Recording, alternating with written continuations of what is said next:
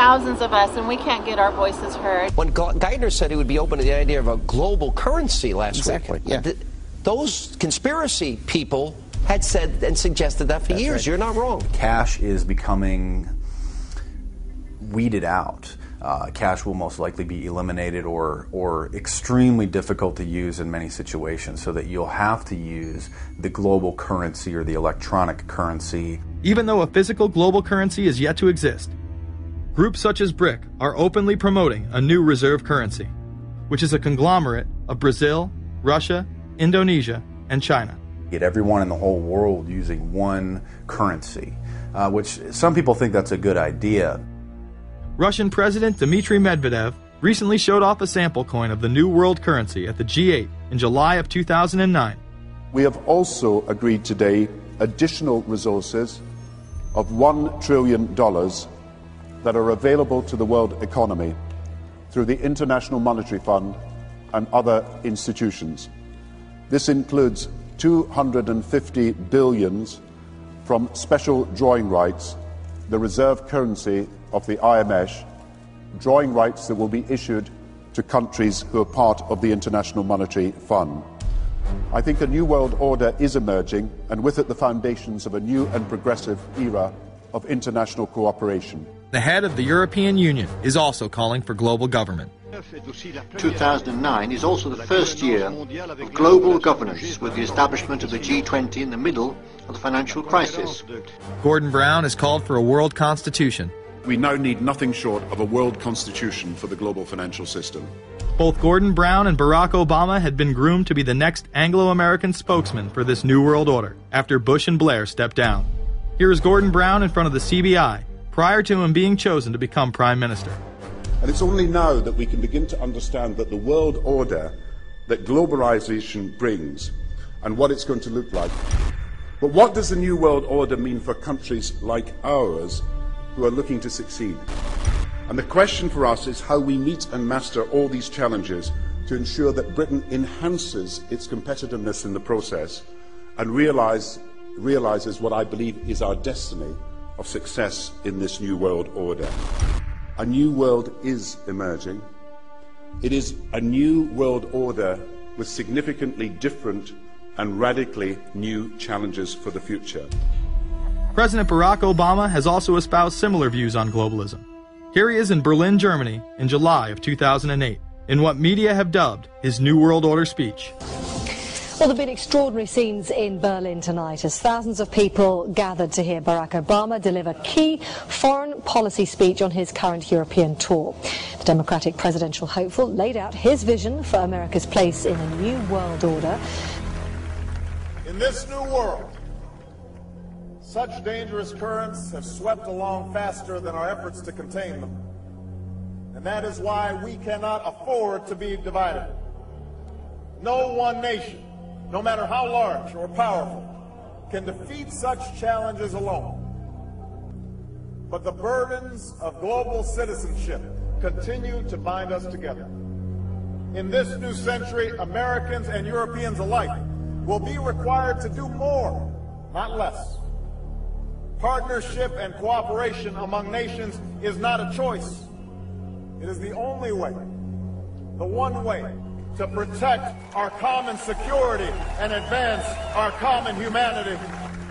That is why America cannot turn inward. That is why Europe cannot turn inward. America has no better partner than Europe. Now is the time to build new bridges across the globe as strong as the one that binds us across the Atlantic. Now is the time to join together through constant cooperation and strong institutions and shared sacrifice and a global commitment to progress to meet the challenges of the 21st century. Barack Obama also became the first sitting president to ever become the chair of the Security Council for the United Nations, which only further cites his allegiance to world government. In an era when our destiny is shared, power is no longer a zero-sum game. No one nation can or should try to dominate another nation. No world order that elevates one nation or group of people over another will succeed. No balance of power among nations will hold. The traditional divisions between nations of the South and the North make no sense in an interconnected world. I think his task will be to develop an overall strategy for America in this period when really a new world order can be created. It's a great opportunity. The globalists, who know that Obama is going to promote their plan, want to make him such a superhero that nobody will question what he's doing. He is very much a product of the system that he is now technically in charge of. Obama alone, or the Democrat Party alone, is not responsible for his massive rock star status. It's been done by the media. This establishes that Obama is an unapologetic globalist who holds no one nation above another, despite its policies. Perhaps we should move towards a society more like China if that's the case. After all, on the 60th anniversary of the communist Mao regime takeover, the Empire State Building, once a proud symbol of the United States, was lit in the colors of the Communist Party halfway across the world. In fact, following the United Nations Copenhagen Conference in December of 2009, the Washington Post ran the headline, "Copenhagen Climate Deal Shows New World Order May Be Led by U.S., China." The Copenhagen Conference was disguised as a summit that would save the planet from man-made global warming by cutting carbon emissions. When taking a look at the almost 200-page document that was being proposed, it becomes evident that this was yet another attempt to establish global government and set up a global tax. In Section 38, it states, "The scheme for the new institutional arrangement under the Convention will be based on three basic pillars: government, facilitative mechanism, and financial mechanism." In Section 47, subsection F, it discusses cap-and-trade schemes and carbon taxes and the use of new and existing flexible carbon market mechanisms. These cap-and-trade schemes were just that, a scheme to further transfer the wealth from the poor to the ultra-rich. One of the ways it will drive the change is through global governance and global agreements. The fact that our president even attended should be considered treason. Just weeks before the conference, ClimateGate hit the media. Secret emails confirm that many of the United Nations lead scientists had engaged in fraud in order to promote the idea that man-made global warming was occurring and that carbon dioxide was a toxic gas.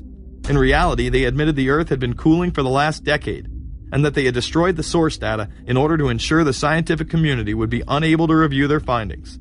Bill Jones was forced to resign from his position at East Anglia University, and Penn State has launched an investigation into Michael Mann. Because of the scandal, many countries refused to sign the agreement, and instead only 25 heads of state, including rock star President and Savior Barack Obama, signed a much shorter and broader accord. The document states that a high-level panel will be created, and that parties will be subject to domestic auditing, supervision, and assessment. The climate conference in Copenhagen is another step towards the global management of our planet. The idea that carbon dioxide, the life force for plants here on Earth, is a toxic gas and should be taxed is laughable. There have been numerous periods of time in which the Earth has had vastly more carbon in the atmosphere than present day. In areas where there have been volcanic eruptions which emit large amounts of CO2, plants have benefited, and there is no negative impact on the surrounding environment, as well as indigenous people from the excess carbon dioxide. The globalists promote this theory to keep mankind in fear, not only for the establishment of a global government and a global carbon tax, but the literal control of the entire planet. An even darker side to the scam of man-made global warming exists. In reality, it's about population control. Ted Turner reveals himself here in this interview with Charlie Rose. We've got to stabilize the population. When I was born, there were so what's wrong with the population? I mean, with too many people. That's why we have global warming. We have global warming because too many people are using too much stuff. We've got to stabilize population on a voluntary basis. Everybody in the world's got to pledge to themselves that 1 or 2 children is it. Not doing it will be catastrophic. We'll have 8 degrees. We'll be 8 degrees hotter in 30 or 40 years, and basically none of the crops will grow. Most of the people will have died, and the rest of us will be cannibals. Civilization will have broken down. What the few people that are left will be living in a failed state like Somalia or Sudan, and living conditions will be intolerable. The droughts will be so bad there'll be no more corn growing. Not doing it is suicide. Unbelievably, when Turner met with other globalists, David Rockefeller, Warren Buffett, Bill Gates, Michael Bloomberg, and even Oprah Winfrey to discuss population control, they were portrayed as superheroes. Behind closed doors on this New York campus, a secret gathering of some of the world's most powerful people. Gates, Buffett, Bloomberg, Winfrey. It was like the Super Friends. In the great hall of the Justice League, there are assembled the world's 4 greatest heroes. Together with others at the meeting, including George Soros, Ted Turner, David Rockefeller, they're worth more than $125 billion. The new Superman and Wonder Woman, the super rich friends, not fighting bad guys, but fighting for good nonetheless. Would a superhero call for a one-child policy? Would a superhero call for population control? In a recent interview, he claims that 2 billion people would be ideal. That means 4 billion plus must die to accommodate a man who owns more acreage than anyone else on the planet. Let's not forget that Ted Turner is the president of the United Nations Foundation. There are countless examples of how we are being indoctrinated to accept these kind of conditions and believe that man and his activities are the problem. From the promotion of climate cops, we're the carbon cops and we're on the lookout for energy wasters, to phony liberals and conservatives getting together to promote climate change. Hell, let's face it, we're polar opposites. We couldn't be further apart. I'm on the left, and I'm usually right. And we strongly disagree. Except on one issue. Tell them what it is, Reverend Pat. That would be our planet.